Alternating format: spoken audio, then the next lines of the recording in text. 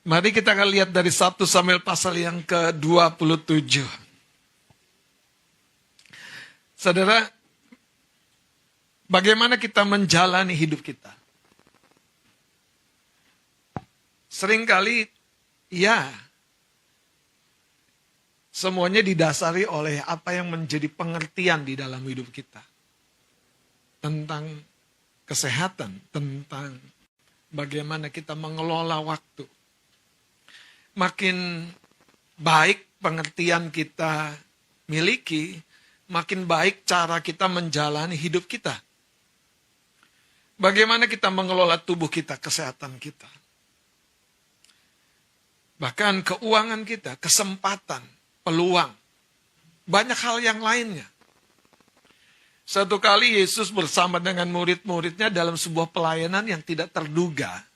Ketika dia naik ke atas gunung, dan 5.000 orang jiwa berkumpul. Itu tidak diundang, saudara. Tidak diharap-harap. Dan ketika 5.000 jiwa itu nggak pulang-pulang sampai sore, Tuhan kita, Tuhan yang betul-betul mengenali keadaan orang-orang yang tekun mengikut dia. Ketika murid-muridnya berpikir, ya udah suruh mereka pulang saja. Yesus berkata, jangan. Nanti bisa pingsan di tengah jalan, saudara. Dan Yesus berkata kepada murid-muridnya itu, kamu harus beri mereka makan. Di tengah pelayanan yang dia dapati 5.000 jiwa harus dia tolong, hanya ada 5 roti dan 2 ikan yang tersedia. Mari coba bayangkan dengan kehidupan kita hari-hari ini. Pertanyaannya, apa respon hati kita? Bersungut-sungut dengan kekurangan itu? Bersungut-sungut dengan tanggung jawab itu? Yang 5.000 jiwa itu? Halo? Bersungut-sungut dengan kondisinya, kenapa ya kita pelayanan di atas gunung? Jelas-jelas nggak ada warteg. Ini realitasnya. Apa yang kemudian muncul di hati kita? Ketakutan, kecemasan. Coba munculkan, saudara. Bagaimana kita menjalani kesempatan, peluang, kekuatan. Tapi jangan lupa, bagaimana kita menjalani himpitan. Bagaimana kita menjalani atau merespon satu peristiwa di mana kita, yang lain diajak jalan. Kita ditinggalin di rumah sendirian. Seperti Daud persis. Semua diundang untuk pesta ketika Nabi Samuel datang. Daud masih di padang penggembalaan. Sampai Nabi Samuel berkata, Isai, ini semua anakmu. Oh iya, lupa. Satu lagi, yang paling kecil. Masih di mana? Di padang penggembalaan. Dan Nabi Samuel serius sekali, dia bilang, kita nggak akan makan-makan nih, jemput dia. Saudara, kehidupan ini dengan baik-baik selalu tidak akan ideal. Pasanganmu selalu tidak akan ideal. Gembala dan jemaatmu selalu tidak akan ideal. Tetapi karena itulah kita perlu kasih Kristus. Mungkin ketika Anda baca cerita Yesus memilih Petrus, Simon Petrus, Tuhan gak salah, dia akan nyangkal engkau. Gak salah, dia akan meninggalkan engkau. Karena kan muridmu seperti Yohanes tuh, setia, gak banyak omong, suka memberi, mendukung, suka berdoa, hadir. Kalau Petrus saudara, waduh, gurunya belum memberi sebuah perintah, dia sudah memberi usul. Coba Anda pernah ketemu tim yang kayak gitu, Kak? Belum ditanya, aku usul deh Kadel. Anggota cancelnya dibilang, Kadel, usul ya Kadel yang datang ke sini. Hah? Oke. Seperti Yesus mendatangi Simon Petrus di Danau Galilea, aku akan datang. Keren tuh, saudara. Makanya Alkitab tuh harus selalu menjadi referensi. Kebenaran di dalamnya selalu up to date. Mari kita lihat 1 Samuel 27. Ada satu kisah yang ini akan mencelikkan Bapak Ibu Saudara dan menyadarkan betapa rapuhnya engkau. Tapi tidak berhenti di sana. Supaya kita tahu bagaimana merespon, menjalani kerapuhan, masa-masa gelap dalam hidup kita. Masa-masa di mana hidup kita yang kelihatannya terekspresi di luar aman dan baik-baik saja, ternyata ada yang tidak aman dan tidak baik-baik saja. Lihat 1 Samuel pasal 27. Kita akan baca, saudara, ayat yang kedua, ayat yang pertama sampai yang kedua dari judulnya. 2-3. Daud di antara orang Filistin. Tetapi Daud berpikir dalam hatinya, bagaimanapun juga pada suatu hari, aku akan binasa oleh tangan Saul. Jadi tidak ada yang lebih baik bagiku selain meluputkan diri dengan segera ke negeri orang Filistin. Maka tidak ada harapan bagi Saul untuk mencari aku lagi di seluruh daerah Israel. Dan aku akan terluput dari tangannya. Bersiaplah Daud lalu berjalan ke sana. Ia dan ke-600 orang yang bersama-sama dengan dia itu. Kepada Akis bin Muah, raja kota Gad. Saudara, hidup kita selalu merespon itu menurut referensi yang datang. Kita ini sebetulnya tidak lagi, bahasa saya ya, membawa diri kita. Kita membawa di mana kita tumbuh, di keluarga seperti apa, di budaya seperti apa. Dan itu akan terekspresi dari sikap kita.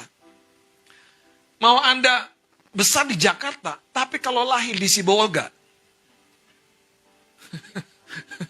gak bisa hilang itu, saudara. Makanya kalau Kasari ngajak nyanyi itu enak, saudara.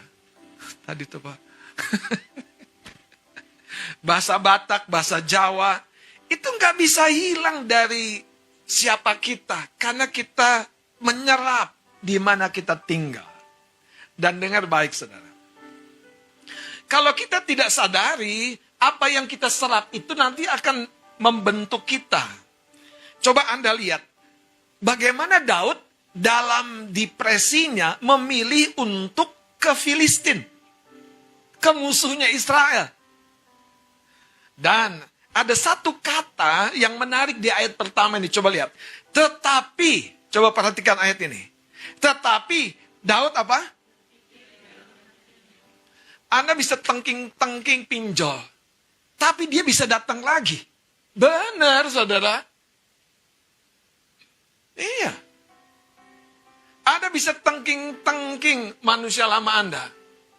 Tapi, kalau Anda tidak waspada, itu bisa muncul lagi, saudara. Makanya waktu saya tanya, dari mana idenya Daud ke Filistin?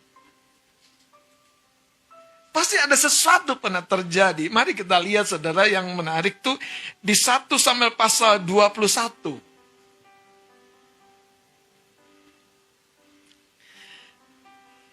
Pada ayat yang ke-10 saya akan baca Daud di Gad. Kemudian bersiaplah Daud dan larilah ia pada hari itu juga dari Saul. Jadi ini kisahnya di mana Daud dikejar-kejar oleh pemimpinnya sendiri, yaitu Raja Saul yang sudah undur dari Tuhan. Sampailah ia ke Akis, raja kota Gad. Ayat 11 baca sama-sama, 2-3. Pegawai-pegawai Akis berkata kepada tuannya, bukankah ini Daud raja negeri itu? Bukankah tentang dia orang-orang menyanyi berbalas-balasan sambil menari-nari demikian? Saul mengalahkan beribu-ribu musuh, tetapi Daud berlaksa-laksa. Coba lihat ayat 12-nya. Daud memperhatikan perkataan itu. Anehnya, cerita tentang kehebatannya justru bikin dia, gawat aku nih.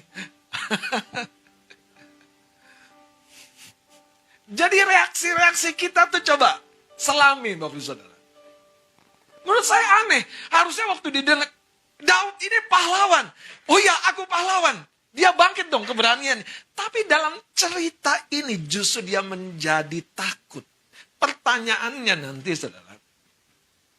Apa yang membuat Daud justru tidak seperti ketika dia mengalahkan Goliat. Dia ingat singa dan beruang. Pertolongan Tuhan terjadi. Dia hadapi Goliat dengan referensi. Dengan kisah di mana dia ditolong Tuhan. Menghadapi singa dan beruang. Tapi cerita ini berbeda. Yang pertama, saudara. Realitas hidup kita tidak selalu aman-aman dan baik-baik saja. Karena itu kebutuhan kita akan Tuhan mutlak, saudara. Nggak bisa ditukar oleh aktivitas lainnya. Anda harus merasa betul-betul kosong ketika Anda meninggalkan mesbah Anda di pagi hari. Cerita ini, mari kita lanjutkan ayat 12-nya. Daud memperhatikan perkataan itu dan ia menjadi takut sekali. Jadi sakit. Nah, Daud itu sadar dirinya dalam versi manusia lahiriahnya, manusia dagingnya. Karena itu kekasih-kekasih Tuhan, engkau harus tahu. Engkau yang sejatinya itu manusia batinmu. Manusia rohanimu, manusia barumu. Sekali engkau membiarkan pengalaman manusia lahiriah kita yang dominan, yang muncul aneh. Ketika dinyanyiin itu Daud pahlawan yang hebat. Enggak, bukan aku. Nah, ceritanya unik sekali. Lihat ayat 13. Tolong Bang Adit boleh baca. Ayat yang ke-13. Ya. Sebab itu ia berlaku seperti orang yang sakit ingatan di depan Daud mereka. seorang pahlawan tiba-tiba berlaku seperti orang yang sakit ingatan. Aku nggak bisa doa. Jangan aku deh main musik. Jangan aku deh. Saudara, hal-hal kecil ini sebetulnya akan datang dan datang. Itu untuk memposisikan kita kembali kepada siapa diri kita seutuhnya. Ya, aku bukan suami yang sempurna. Tapi aku punya pengalaman dengan Tuhan di mana aku ditolong Tuhan melewati konflik yang terjadi. Dan ketika Anda men-sharingkan pertolongan Tuhan di rumah tangga Anda, sekalipun Anda bukan suami yang sempurna, Anda bukan sedang men-sharingkan diri Anda yang gagal-gagal itu. Anda men-sharingkan kemurahan Tuhan, pertolongan Tuhan yang memampukan engkau yang lemah, yang hanya 5 roti dan 2 ikan, bahkan sisanya 12 bakul. Kenapa? Karena Yesus yang hadir, engkau izinkan yang mengelit dirimu. Nah, masalahnya dalam cerita ini, Daud tidak mengizinkan Tuhan, dia mengizinkan ketakutannya. Coba, saudara, haleluya.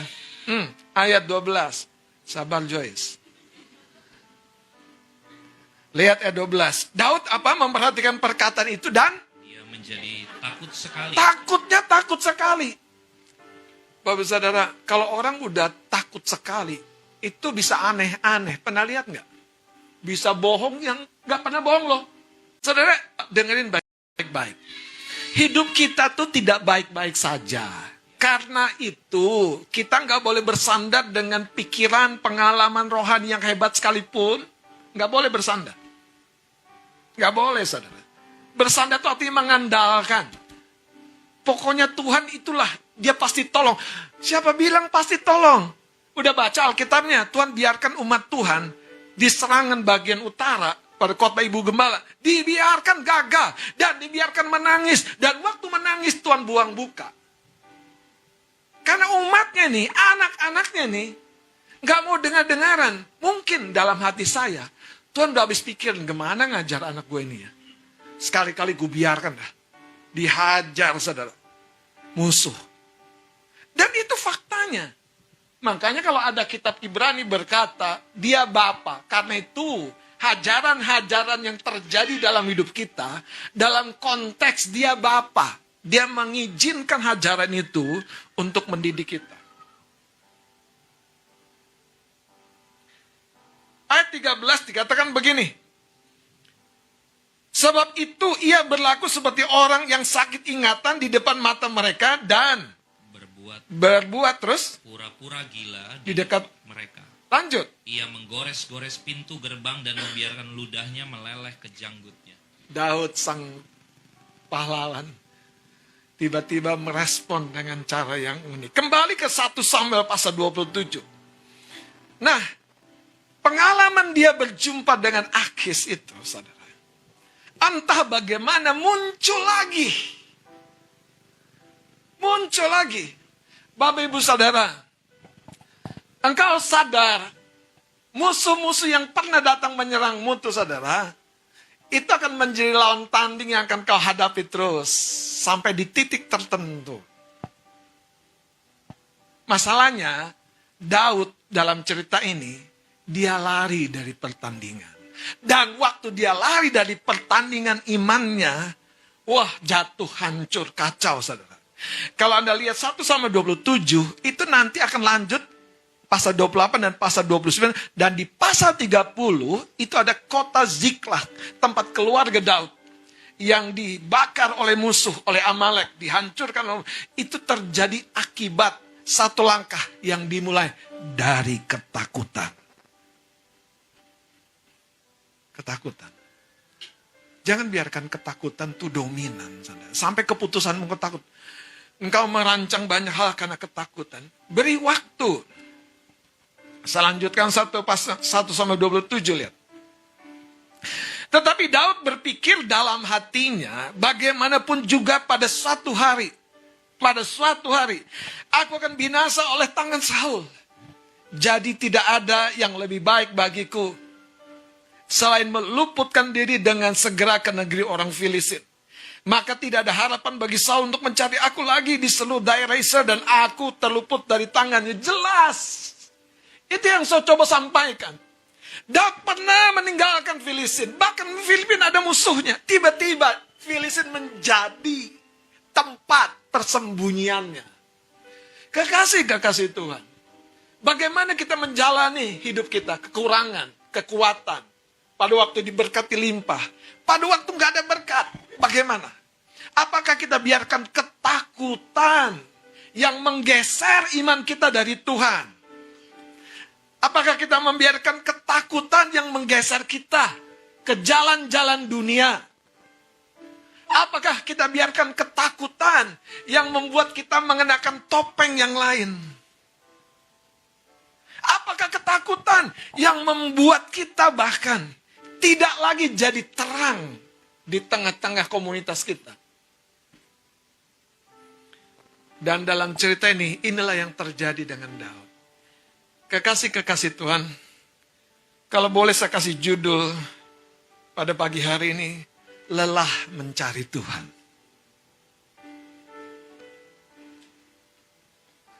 Dan ini biasanya terjadi justru sama para pelayan Tuhan. Dan ini biasanya justru terjadi sama orang-orang yang berusaha setia di jalan Tuhan. Kalau Anda simak, ketika Daud dikejar Saul, Tuhan meluputkan. Dikejar Saul, Tuhan meluputkan. Dikejar, diancam nyawanya oleh Saul, Tuhan meluputkan. Yang anehnya ini, di pasal 27 lah inilah Daud meninggalkan pertandingannya itu. Dia pengen betul-betul cari aman dengan jalan dunia. Daud mencari aman dengan cara dunia yang justru membuat Daud makin mengalami banyak masalah. Pernahkah kita merasa begitu letih menunggu jawaban dari Tuhan? Padahal kalau kita ingat ke belakang, pertolongan Tuhan nggak habis-habisnya. Saudara. Dari sini ini yang saya mau tanamkan. Kita tidak boleh lalai membangun mesbah kita tiap-tiap hari dan teristimewa. Di musim-musim kegelapan datang melemahkan kita. Di kantor masalah, di rumah masalah, di hubungan masalah, di keuangan lebih masalah lagi om. Di kesehatan masalah juga.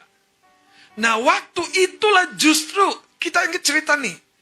Jangan geser dari pertandingan kita. Sebaliknya.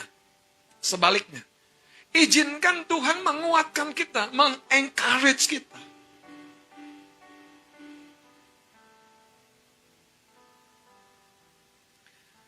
Satu hari di tengah keletihannya menanti janji Tuhan, Abraham dan Sarah ngobrol. Di tengah keletihannya menanti janji Tuhan, Abraham dan Sarah ngobrol. Kayaknya nggak mungkin deh Tuhan akan genapi janjinya. Kita udah setua ini. Tapi anehnya saudara, si Sarah malah ngusulin, ya udah ini hambaku. Udah tahu sama-sama tua. Tapi Sarah tetap percaya suaminya dapat memberikan keturunan. Dari sini kita tahu, yang paling kehilangan seperti Daud, jati diri rohaninya itu Sarah. Bu, ibu, engkau punya faktor yang dominan menggeser suamimu. Dominan banget bahkan. Bahkan saudara, Mas Arif pernah kirim tuh di grup GPK Pengujian. Kalau Anda pernah buka itu, Anda tahu siapa yang paling kuat itu ya jenis yang satu itu. Ya kan saudara? Sampai Tuhan aja nggak bisa membendung langkahnya. Sen ke kanan, belok ke kiri. Kalau Anda ngelihat yang itu, jaga jarak saudara. Jangan diomelin, Anda cari gara-gara. Kalau saya lagi sama Samuel, dia Pak, tahan Pak. Lihat kan Pak, sen ke kanan, belok ke kiri. Udah ke kiri dia terus, pokoknya sennya gak mati-mati. Ya tenang, itulah jenis yang satu ini. Dari Taman Eden, dia penguasa jalanan.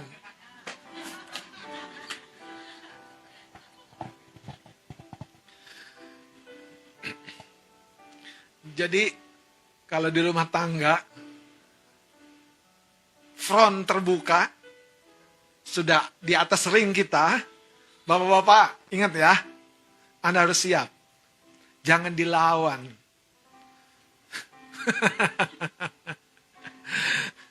Jangan dilawan.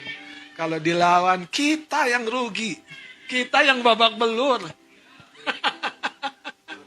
Tapi dengerin, kalau dia udah dikasih ruang, dikasih kesempatan, waktu dia pulih, wah Anda yang bahagia.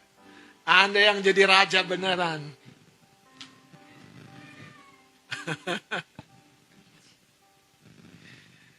Bagaimana kita merespon?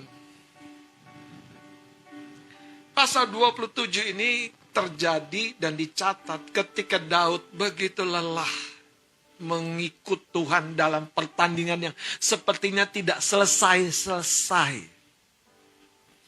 Tuhan, kenapa sih engkau nggak ambil Saul ini? Anda pernah baca doa Daud gitu? Tuhan, kenapa engkau nggak lenyapkan sini? Aduh.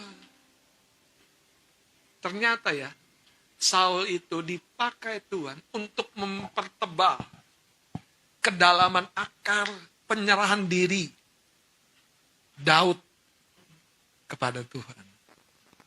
Iman itu bukan hanya bicara tentang mujizat, tentang keajaiban. Justru yang banyak tidak disukai oleh orang Kristen zaman now ini, iman itu bicara menyerah. Waduh, lalukan cawan itu daripadaku. Menyerah, enak aja. Nanti dulu menyerah, kan dia yang salah. Menyerah, enak aja. Kan papa mama yang salah. Menyerah, kan itu, pegawai itu yang salah. Anda pernah pesan sesuatu di resto, di kafe, dan ketika datang pesanan Anda di meja Anda, salah. Terus coba muncul nggak saudara? Tanduk kita saudara. Tapi sekali lagi, kalau Anda orang yang diberkati, Anda akan lihat dia. Anda ingat Anda dulu, waktu pertama kali kerja, banyak salahnya. Banyak errornya.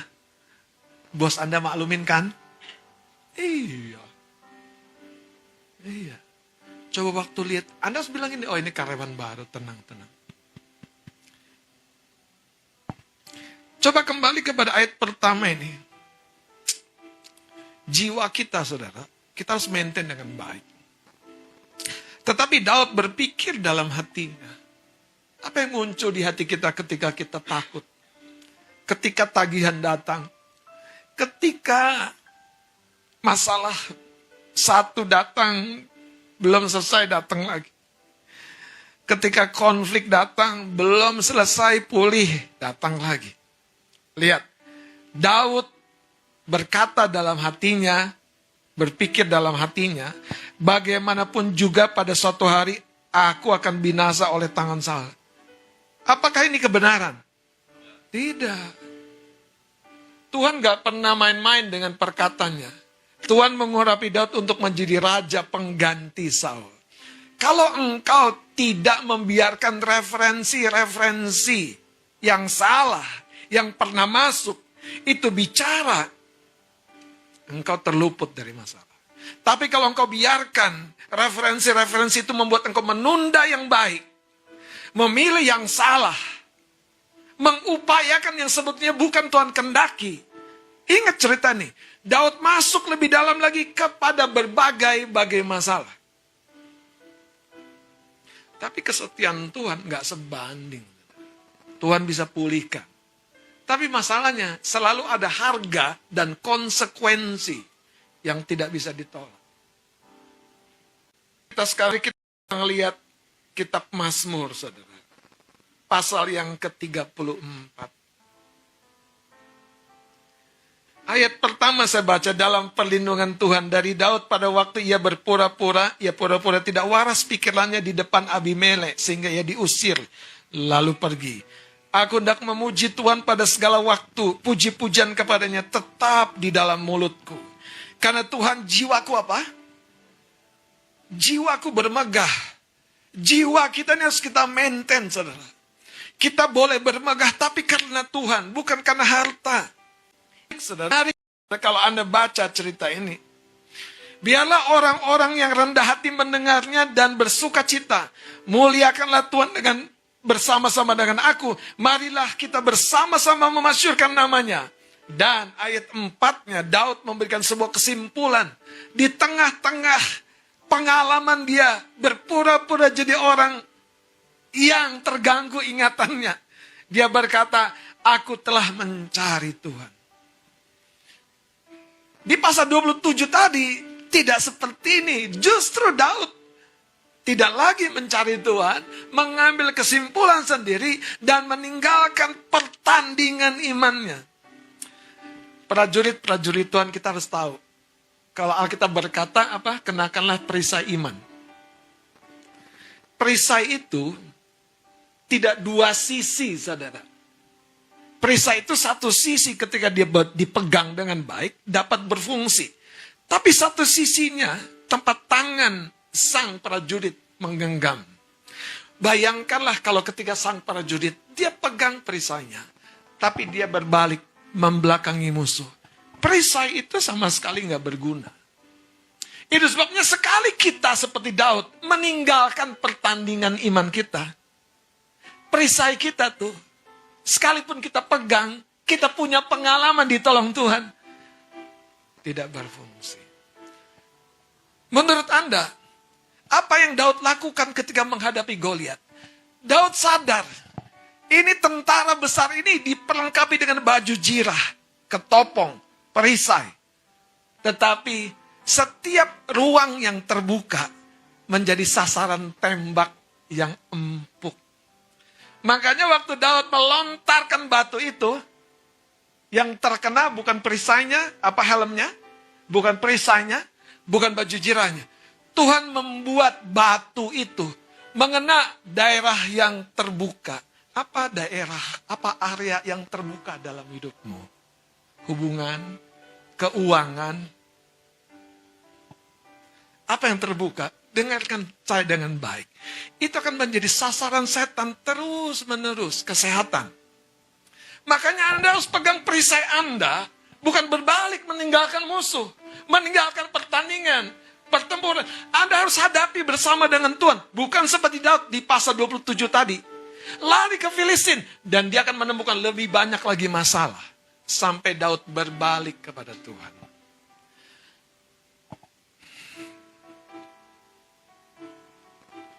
Sekarang kita lihat pasal yang ke-16. Saya mau bawa Anda, Tuhan tuh selalu setia. Ketika kita menyerah, bukan karena lelah. Ketika kita menyerah karena kita trust, kita percaya, Dia akan memberi jalan kehidupan. Lihat saudara ayat yang ke-7. Aku memuji, Mazmur pasal 16.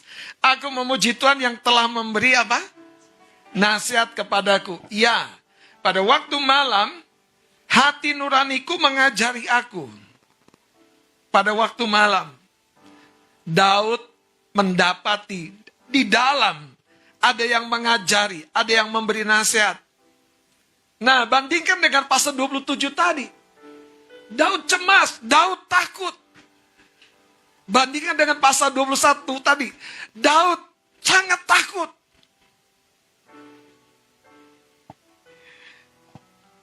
Lihat ayat 8. Aku senantiasa memandang kepada Tuhan karena Ia berdiri di sebelah kananku, aku tidak goyah.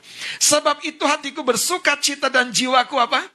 Bersorak-sorak, bahkan tubuhku akan diam dengan tentram. Sebab Engkau tidak menyerahkan aku ke dunia orang mati dan tidak membiarkan orang kudus-Mu melihat kebinasaan. Ayat 11-nya baca sama-sama. Engkau memberitahukan kepadaku jalan kehidupan. Di hadapan-Mu ada sukacita berlimpah-limpah. Di tangan kanan-Mu ada nikmat senantiasa.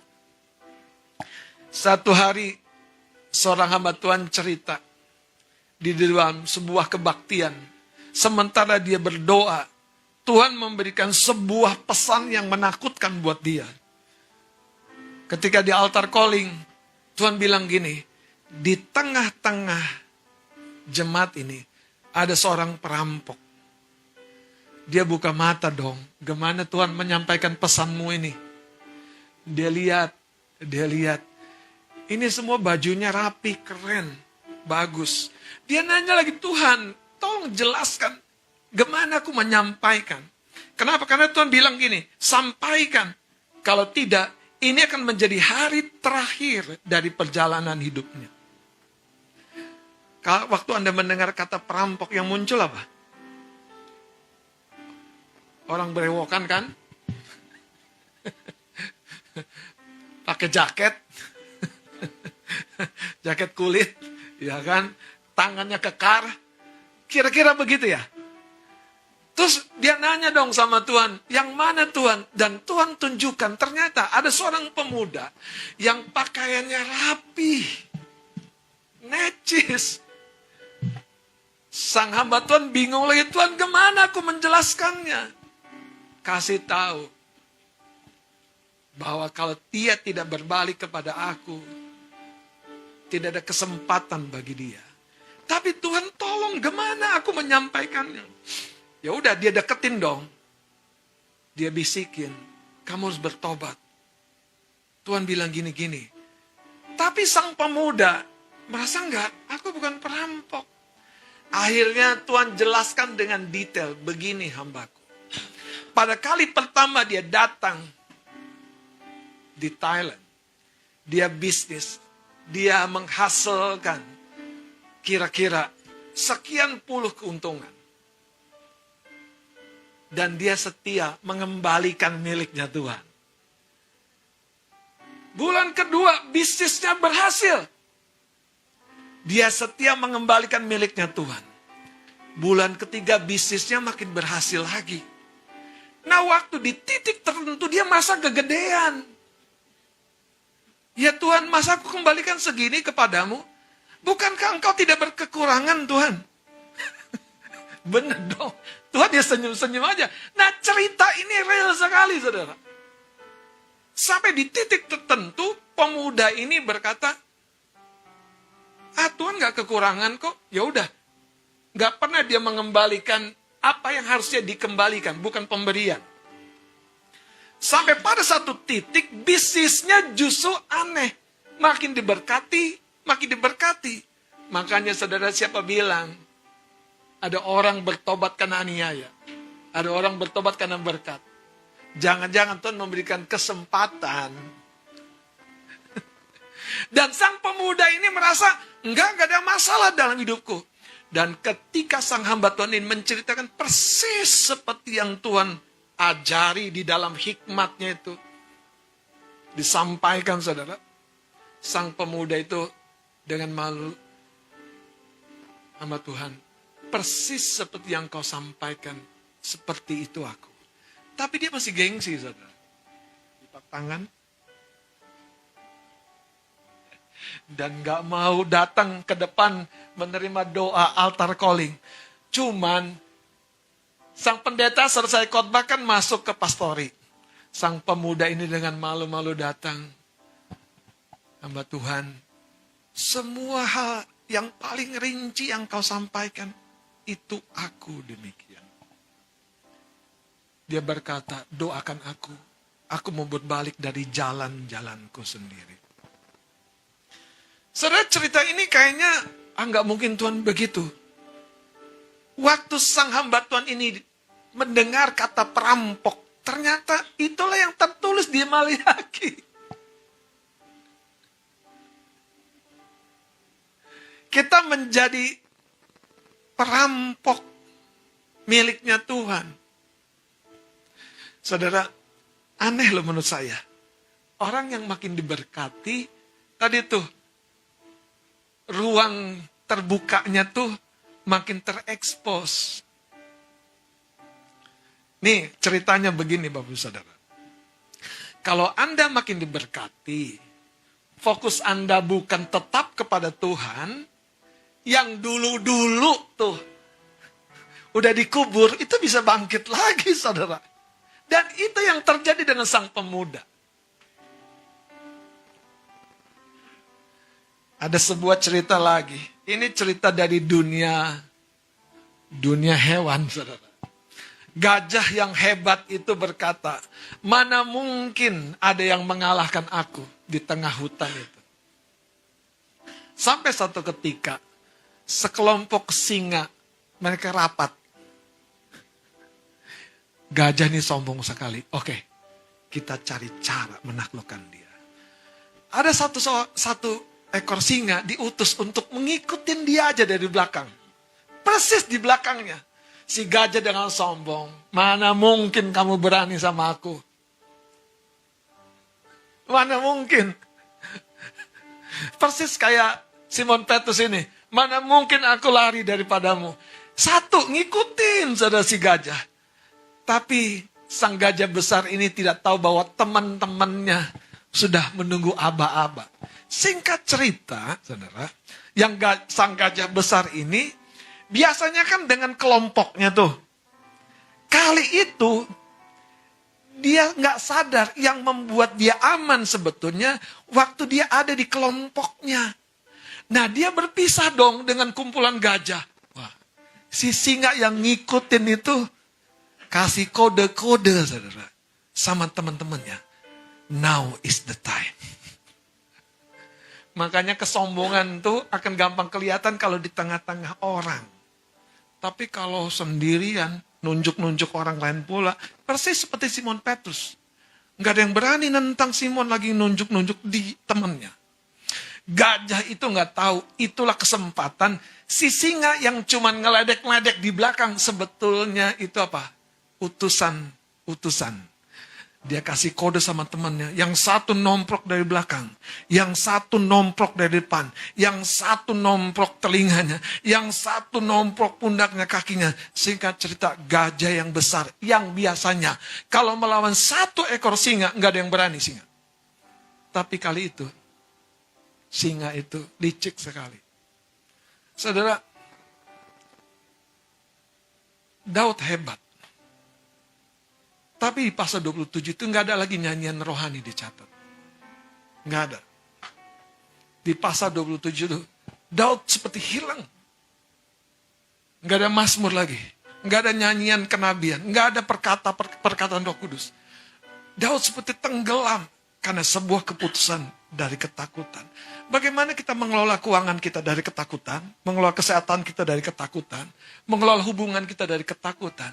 Poinnya sederhana. Tuhan sang pemberitahu jalan kehidupan. Rest Itu yang saya coba sampaikan. Sarah dengan Abraham ngomong dalam keletihan jiwanya. Dari gaji kita mana mungkin mah kita punya rumah tenang. Memang bukan dari gajimu kok. Dari kemurahan Tuhan.